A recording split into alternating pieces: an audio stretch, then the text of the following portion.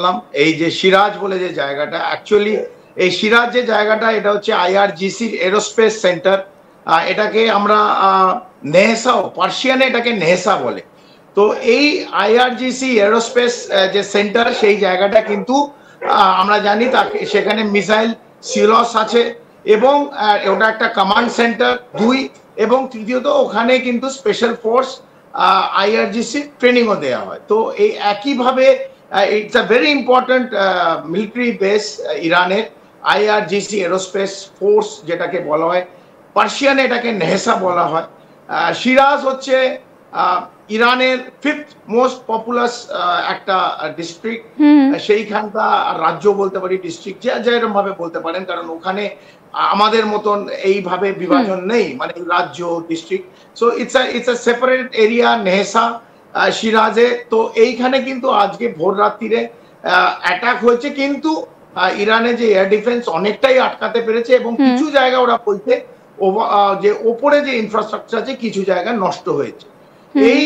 এই জায়গায় সিরাজে এদের কাছে কিন্তু বিভিন্ন টাইপ অফ মিসাইল ডেভেলপ করে, মানে যখন মিসাইল একটা জায়গাতে ডেভেলপ করে আসে সেটাকে অনেক কম্পোনেন্ট থাকে, সেই কম্পোনেন্টটাকে যোগ করে একটা মিসাইল তৈরি হয়, তারপর সেটা সাইলসে রাখা হয় এবং ওয়ারহেডটা যতক্ষণ না আমরা ফায়ার করছি সেই ওয়ারহেডও আলাদা থাকে এবং অনেক হয়তো কিছু কম্পোনেন্ট খারাপ হয়ে যায়। এই জায়গায় সিরাজে আইআরজিসি এরোস্পেস ফোর্স যেটা, এখানে সেই মিসাইলগুলো ঠিকও করা হয় এবং সারফেস টু সারফেস যে মিসাইলগুলো ছাড়া হয়েছিল ডিউরিং এই অপারেশন রাইজিং লায়ন, এই 12 দিনের যুদ্ধ যেটা দেখলাম, সেটা কিন্তু অনেক মিসাইল যেগুলো তেল আভিভ অথবা জেরুসালেম অথবা যে হাইফা বন্দর ইসরায়েলের আয়রন ডোম ভেদ করে ঢুকেছে, সেগুলো কিন্তু এই জায়গা থেকে গেছে।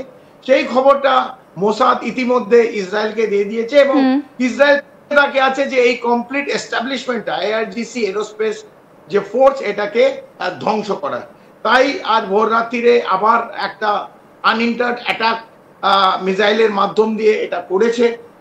বেশি ড্যামেজ করতে পারেনি, তবে কিছুটা নিশ্চিতভাবে ধ্বংস হয়েছে, কারণ এদের সাইলস গুলো অনেকটা মাটির নিচে। কমান্ড সেন্টার যেটা আছে ইরানের এই সিরাজে এরোস্পেস ফোর্সের, এটা অনেকটা মাটির নিচে।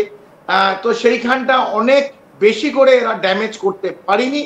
তবু ইসরায়েল কিন্তু থেমে থাকছে না, আমরা যেটা দেখছি ইসরায়েলের কন্টিনিউয়াস যে প্রভোক করা ইরানকে, যে ইরান চোখে চোখ দেখে লড়াই করেছে, ইরান শিকদারা বেচেনি এবং মার্কিন যুক্তরাষ্ট্রর যে ঘাঁটিগুলো মধ্যপ্রাচ্যে আছে সেগুলো অ্যাটাক করেছে।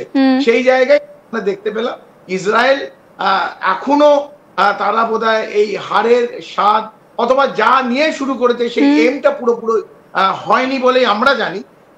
অনেকে অনেক রকম ক্লেম করছে। আমার মনে হয় এটার জন্য ইসরায়েল কিন্তু এখনো তার অ্যাটাক চালিয়ে যাচ্ছে এবং এটা চলবে, এটা চলবে। তার মানে কর্নেল চৌধুরী আপনি বলছেন যে এই অ্যাটাক এখন চলতে থাকবে, তার মানে পুরোটাই তো তাহলে আইওয়াস, এই যুদ্ধবিরতির তো কোনো মানেই হচ্ছে না তাহলে।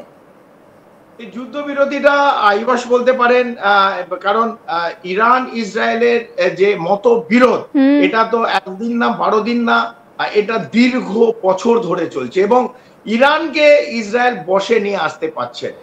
এবং আপনি জানেন ইরানের খামেনেনি আসিম মুনির নয় যে মার্কিন যুক্তরাষ্ট্রের কাছে বিরিয়ানির জন্য বিকিয়ে দেয় নিজের দেশকে, মার্কিন যুক্তরাষ্ট্র নিজের জমি দিয়ে দেয়, বায়ু স্পেস দেয় ইরানের উপর অ্যাটাক করতে গেলে।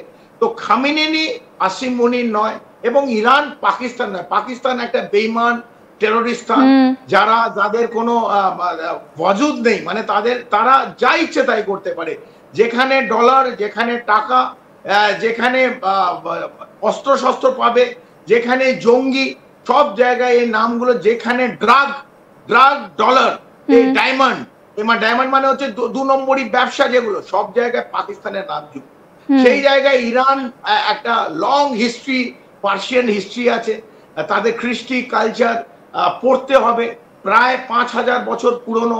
নিশ্চিতভাবে আমাদের কাছে যে ইতিহাস আছে 2000 বছর পুরনো ইতিহাস, পার্সিয়ান ইতিহাস, রিচ ইন কালচার হিস্ট্রি, তাদের সঙ্গীত, তাদের আচরণ, তাদের সাইন্টিফিক এক্সপেরিমেন্ট, তাদের পড়াশোনা। হ্যাঁ, ইসলামীকরণ হয়েছে, এটা সত্যি, Talibanisation of complete Islamisation of Iran হয়েছে। খামেনি যে ইরানকে আমরা চিনি সেই ইরান নেই, মহিলাদের আওয়াজ নেই, গণতন্ত্র রোধ করা হয়েছে। এইটা যেমন সত্যি, ইরান তাদের নিজেদের ওয়াজুদ যেটা বলি, যদি উর্দু কথা বলি, সেটা কিন্তু ধরে রেখেছে। তাদের সাইন্টিফিক এক্সপেরিমেন্ট, তাদের যে সামরিক ভান্ডার, তাদের যে মিসাইল সাইলস, এই যে সমস্ত কিছু, সেটা কিন্তু ইরানের এই ওয়েস্ট এশিয়া অথবা মধ্যপ্রাচ্যে সমস্ত রাষ্ট্র থেকে কিন্তু এগিয়ে আছে। ইসরায়েল নিজেদের অনেক কথা বলেছে, তারা নিজেদের আয়রন ডোম বলেছে, তাদের নিজেদের শক্তি পরিচয় করেছে প্যালেস্টাইনের বিরুদ্ধে, হামাসের বিরুদ্ধে, হিজবুল্লাহর বিরুদ্ধে, ছোট ছোট জঙ্গি সংগঠন। আর যখন রাষ্ট্রের সামনে আমরা দেখলাম একটা ইরানের সামনে দাঁড়াতে, কিন্তু ইসরায়েল পুরোপুরি ভাবে সক্ষম হয়নি।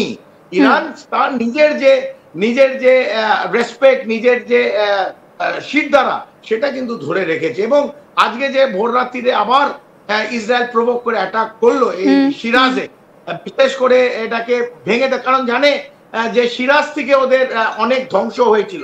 সেই জায়গা থেকে আমরা নিশ্চিত ইরান কিন্তু এর যোগ্য জবাব দেবে। কর্নেল চৌধুরী, ডোনাল্ড ট্রাম্প মন্তব্য করেছিলেন যে আবারও যদি হামলা চালানোর কোনো রকম কোনো পরিকল্পনা করা হয় বা ইরান যদি কোনো রকম কোনো পারমাণবিক অ্যাক্টিভিটি শুরু করে, তাহলে কিন্তু তার দেশ আবারও হামলা চালাবে। অন্যদিকে খামেনি তিনি কিন্তু পরিষ্কার বলেছেন যে ইরানের ক্ষমতা রয়েছে এবং তার জন্যই কাতারে, যেখানে আমেরিকান সেনাঘাঁটি ছিল, সেখানে হামলা চালিয়েছে। এই বিষয়টাকে আপনি কিভাবে দেখছেন?